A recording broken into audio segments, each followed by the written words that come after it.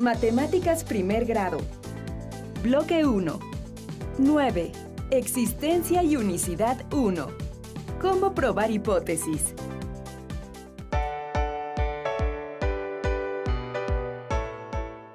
Hola, Mateo. ¿Qué haces? Hola, Emma.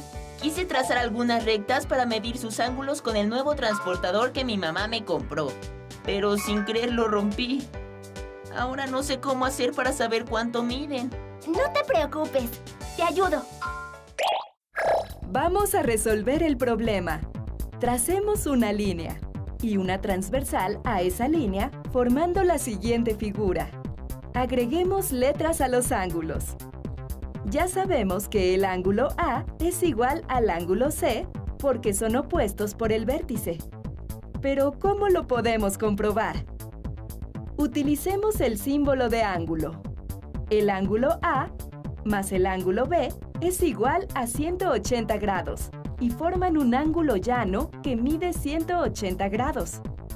También podemos escribirlo como una resta.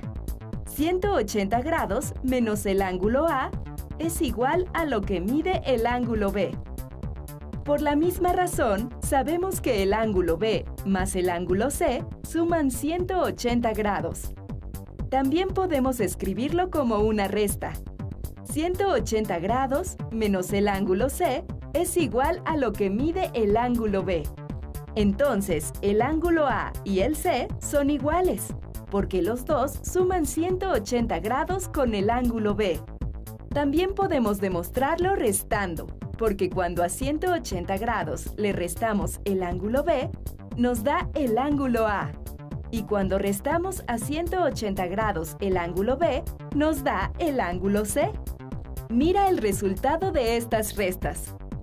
Entonces, el ángulo A y el ángulo C miden lo mismo. Analicemos otro problema. Tenemos un triángulo entre dos líneas paralelas. Nos dan la siguiente información y nos preguntan cuánto mide el ángulo X y el ángulo Y. Empecemos por averiguar cuánto mide el ángulo Y. Sabemos que la suma de estos dos ángulos será de 180 grados, porque es un ángulo llano. Entonces, solo vamos a restar 180 grados menos 130 grados y obtendremos el valor del ángulo Y. Entonces, el ángulo Y mide 50 grados. También hay otra forma de encontrar cuánto mide el ángulo Y. Prolonguemos el lado del triángulo para observar la transversal. Estos ángulos están entre paralelas, son alternos internos. Son iguales, como este mide 50 grados, este otro también mide 50 grados. Por lo tanto, el ángulo Y mide 50 grados. También podemos observar otra cosa.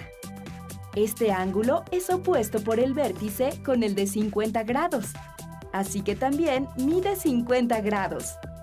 Estos ángulos están entre paralelas, son correspondientes. Son iguales, por lo tanto, el ángulo Y mide 50 grados. Bueno, saber la medida del ángulo Y no fue tan complicado, ¿verdad?